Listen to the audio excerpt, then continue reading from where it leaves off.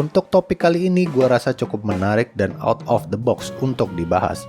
Pernah gak sih lu dengar omongan mengenai kemandirian? Iya, bahasan tentang gimana seseorang itu harus bisa jadi lebih mandiri seiring dengan kedewasaan. Mungkin seiring bertambahnya umur, bahasa seperti itu semakin sering kita dengar. Lantas bukan sesuatu yang mengherankan apabila di sistem sosial kita, aspek kemandirian lumrah distereotipkan dengan sesuatu yang baik dan positif. Tapi lu tahu nggak, kalau ternyata terlalu mandiri dan enggan mengandalkan orang lain, itu ternyata nggak baik juga. Faktanya memang sebagai makhluk sosial, kita harus bisa saling membantu. Tentu ini bukan hal yang jarang kita dengar, tapi yang mungkin harus lebih sering lagi digaungkan adalah kemauan untuk mendelegasikan. Sebagai suatu karakteristik, ini penting untuk kita miliki, apalagi dalam aspek kepemimpinan. Karena untuk dapat memimpin dengan bijak, seseorang itu harus memiliki kemampuan, naluri, dan intuisi yang baik dalam mendelegasikan. Menurut artikel ilmiah yang gue baca, hal tersebut benar adanya. Penulisnya adalah Lee dan kawan-kawan pada tahun 2019.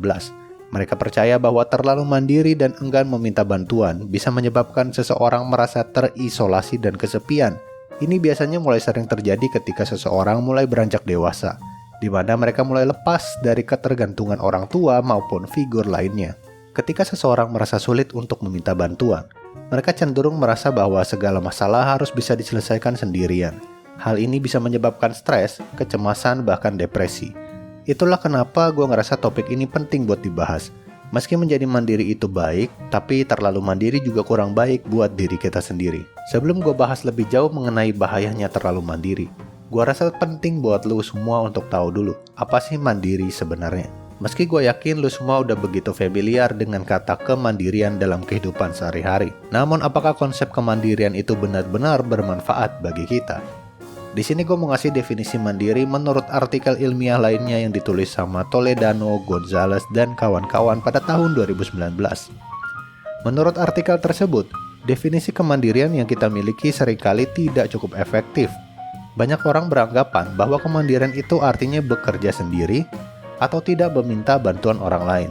Padahal kemandirian sebenarnya lebih kompleks daripada itu. Dalam artikel tersebut, penulisnya mengatakan bahwa kemandirian seharusnya diartikan sebagai kemampuan untuk memenuhi kebutuhan diri sendiri. Artinya, seseorang yang mandiri adalah seseorang yang dapat mengelola kebutuhan fisik, emosional, dan sosialnya secara mandiri.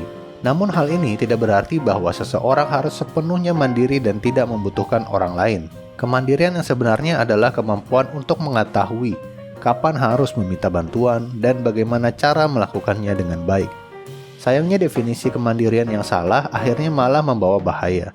Banyak orang yang berusaha untuk terlihat mandiri, padahal sebenarnya mereka sedang membutuhkan bantuan. Akibatnya mereka seringkali mengalami stres, kelelahan, karena tidak dapat memenuhi kebutuhan mereka dengan baik. Oleh karena itu, gue kira penting nih bagi kita untuk memahami definisi kemandirian yang sebenar-benarnya. Kita perlu belajar untuk mengelola kebutuhan kita sendiri dengan baik, sembari melatih bagaimana cara meminta bantuan orang lain ketika memang dibutuhkan. Dengan begitu, kita bisa menjadi orang yang lebih mandiri, sekaligus tidak ragu ketika saatnya harus mendelegasikan ketika memang diperlukan. Selain dari apa yang gue udah paparin di atas, terlalu mandiri juga punya dampak buruk lainnya. Berikut adalah beberapa di antaranya. Yang pertama adalah terhambatnya pertumbuhan dan perkembangan seseorang. Ketika seseorang terlalu mandiri, mereka cenderung enggan untuk mencoba hal-hal baru dan terus-menerus berada di dalam zona nyaman. Padahal pertumbuhan dan perkembangan seseorang seharusnya dilakukan dengan mencoba hal-hal baru dan memperluas pengalaman di luar zona ini. Yang kedua adalah sulit mendapatkan pengalaman dan pembelajaran baru. Tentu semua juga tahu, setiap orang pasti ada batasnya. Dan dengan menjadi terlalu mandiri, pengalaman yang kita miliki menjadi terlampau sedikit.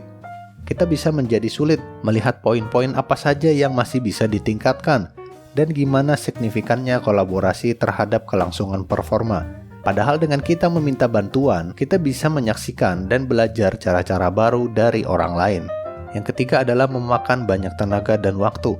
Mengerjakan semuanya sendiri akan sangat melelahkan dan menyita waktu. Maka dari itu gue kira penting bagi kita untuk memahami bahwa tidak ada yang salah dengan mendelegasikan Dengan begitu, justru akhirnya itu bisa membantu kita untuk mengatasi masalah dengan lebih cepat dan lebih baik. Dan for your information, terlalu mandiri juga akan menghambat lu dalam memiliki kemampuan mendelegasikan. Ya bener banget, pendelegasian itu merupakan skill yang harus dilatih. Gak semerta-merta cuma nyuruh-nyuruh doang. Makanya sekarang bakal gue kasih tahu pentingnya skill ini. Pertama adalah untuk mempercepat pencapaian tujuan. Pendelegasian bisa memaksimalkan potensi yang dimiliki orang lain dan meningkatkan efisiensi dalam menyelesaikan tugas. Dengan begitu, pencapaian tujuan akan menjadi lebih cepat dan efektif. Yang kedua, membangun kepercayaan dan mengembangkan kemampuan tim. Pendelegasian juga bisa melatih kolaborasi dan teamwork, membantu kepercayaan kepada anggota tim, meningkatkan tanggung jawab, memberi kesempatan untuk mengembangkan kemampuan, serta menambah kepercayaan diri. Dan yang ketiga adalah mengurangi beban kerja. Delegasi juga mencegah terjadinya burnout karena kebanyakan kerja. Kita bisa lebih menikmati hidup, atau biasa yang disebut work-life balance. Namun gue juga paham bahwa nggak semua orang bisa merasa nyaman untuk ini. Entah itu karena terlalu malu, takut ngerepotin, khawatir bikin rugi orang lain, ataupun merasa bahwa itu tanggung jawab kita sendiri. Namun penting untuk disadari bahwa meminta bantuan tidak membuat kita menjadi lemah. Malahan itu bisa menunjukkan keberanian dan kebijaksanaan dalam mengatasi masalah.